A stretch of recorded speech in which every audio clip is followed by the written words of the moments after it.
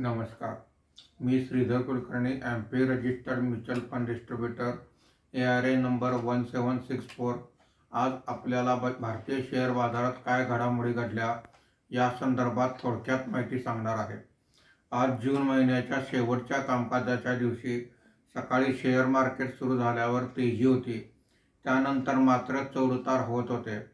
आज मार्केट बंद होताना सेन्सेक्स हा 250 पॉईंटने घसरून 76,479 वर बंद झालेला आहे.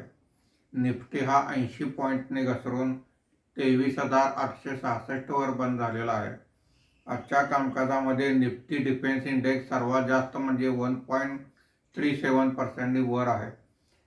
BSE reality index 1.23%, BSE consumer durable index 0.98% वर आहे.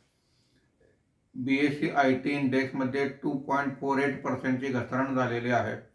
निफ्टी स्मॉल कॅप इंडेक्स 1.02% वर आहे.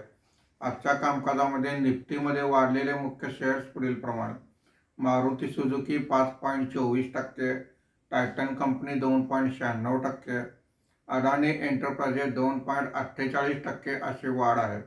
आज निफ्टीमध्ये घसरलेले मुख्य शेअर्समध्ये आयशर मोटर्स 4.75% अशी घसरण आहे. आज FIIने 2557 कोटी रुपयांची विक्री केलेली आहे.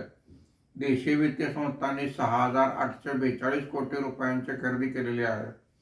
रुपयाच्या दरात 12 पैशाची घसरण झालेली आहे. मार्केट बंद होताना रुपयाचा दर हा 94 रुपये 66 पैसे प्रति डॉलर असा होता. धन्यवाद.